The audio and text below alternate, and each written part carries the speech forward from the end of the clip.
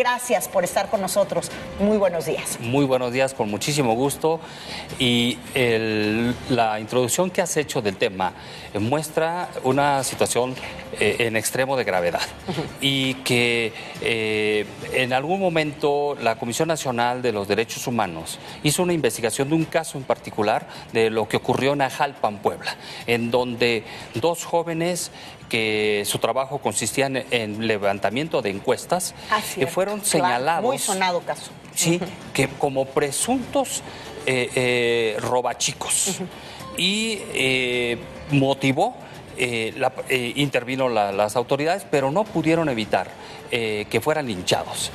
E inclusive golpeados, muertos y después quemados. Fue un caso muy, muy fuerte y ahí la CNDH hizo la investigación y acreditó las violaciones a derechos humanos por la falta de actuación de las autoridades, la poca coordinación entre ellas, el contar con herramientas tecnológicas y no usarlas, y el no contar con protocolos de actuación, porque todo esto tiene que ver con una capacitación, tiene que ver con esquemas preventivos, porque como como los datos lo están reflejando, hay un incremento alarmante, efectivamente. Tienen que tomarse medidas, ya las autoridades tienen que tener esa capacidad de respuesta ante situaciones como esta. Y ahí, desde ese asunto, la CNDH formuló propuestas, de manera particular fue a Puebla, pero que ahora, el resultado del trabajo que se llevó a cabo junto con la UNAM, pues sí, se formulan 10 propuestas de política pública para enfrentar y resolver el tema de los linchamientos en nuestro país. ¿Qué son rápidamente cuáles estas propuestas? Lo vemos ¿En qué se basan? La primera de ellas tiene que ver con una falta de información. Entonces se dice, necesitamos un registro oficial.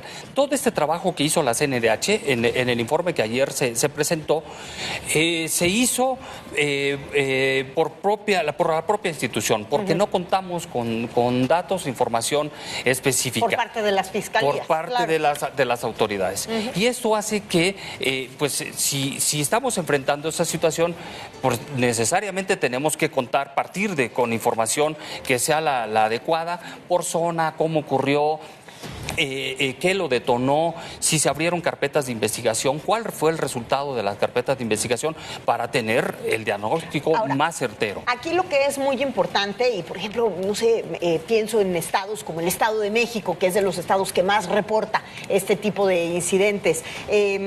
¿Cómo toman ellos la llegada de un reporte de esta naturaleza? ¿Qué tan abiertos están para reconocer que el problema se les está saliendo de las manos? Yo creo que las autoridades tendrían que ser receptivas de esto, de un tema tan sensible. Hasta ahora, bueno, estamos presentando el informe.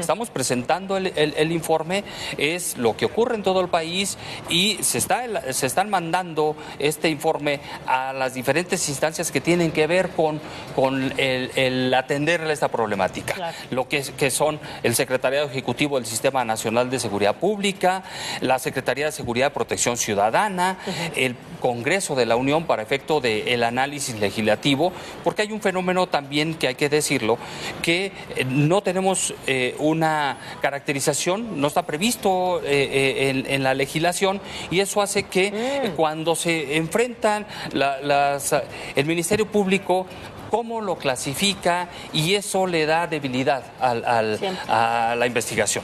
Sí. Entonces se dice al Congreso: toma cartas en el asunto, haz el análisis, tus comisiones legislativas correspondientes tomen en cuenta a los expertos, e igualmente a los consejos estatales y consejos regionales de coordinación, buscando que permee o que se generen las condiciones por una cultura de legalidad. Aquí es importante que la sociedad entienda que eso que está ocurriendo y que las imágenes son muy delatadoras, lo que vimos hace un momento, entienda que esa no es la salida, que esa no es la fórmula. ¿Por qué? Porque lo que está ocurriendo, lo que vimos ahí, son delitos. La gente que está tomando su justicia por propia mano, en realidad lo que está haciendo es cometiendo delitos. Un delito, sí, pero en que prácticamente todos estos casos, y sobre todo cuando hay alguna persona muerta, que en general es la persona linchada, digamos, no hay ni detenidos. Al final del día no vemos una consecuencia en quién fue, porque pues es una turba. Y al final, visitador, pues esto es una consecuencia del clima y de la historia que muchos de estos locatarios de distintos municipios tan afectados por este fenómeno lo están dando a conocer de esta manera. Así nos sentimos, así de desprotegidos estamos, así de inseguros, así de desconfiados de a lo que se mueva, vamos por él, porque la Procuración de Justicia nos ha demostrado muchas veces que hace todo menos eso, justicia. El tema es precisamente esa conjugación de factores entre la desconfianza de la gente en sus autoridades, entre el alejamiento de las autoridades, la falta de capacitación y de respuesta ante estos hechos, el hartazgo social por la inseguridad que se vive, van generando esas condiciones para que se presente esto. Y entonces lo que la CNDH recalca e insiste, la función de seguridad pública es un derecho humano, claro. Esa función le corresponde, es una obligación del Estado, de las autoridades, es una obligación que no puede delegar, que no puede trasladar, que no la pueden asumir los particulares, y bajo esa premisa es como partimos y decimos, autoridades, este asunto hay que visibilizarlo. Ya está, porque se está visibilizando con los medios de comunicación, ahí están las imágenes, son irrefutables. Tienen que tomar cartas en el asunto y les estamos marcando la ruta, les estamos diciendo, este es el camino a seguir. Tiene que haber una coordinación entre ustedes, véanlo en el esquema preventivo, pero también en el reactivo, cómo ante un caso concreto tienen que actuar y tienen que generar las condiciones educativas, preventivas, de cultura de legalidad, de respeto al Estado de Derecho. Porque esto nos lleva por varios caminos. El tema de las víctimas es algo, porque sí, es la víctima linchada, pero también la víctima si hubo un delito cometido y que por eso la reacción de la gente. Es decir, nos lleva por diferentes aristas que es muy importante que las veamos en su conjunto. La solución y las propuestas para resolver esta problemática tiene que ser integral. No aislemos el caso a lo meramente penal, no aislemos el caso a lo meramente de los medios de comunicación que si están alentando o no. Hay lo que en el informe también se señala, lo que es las noticias falsas, es decir, que se empiecen a generar rumores y que nos lleve a estas consecuencias. Todo eso tenemos que verlo en lo integral.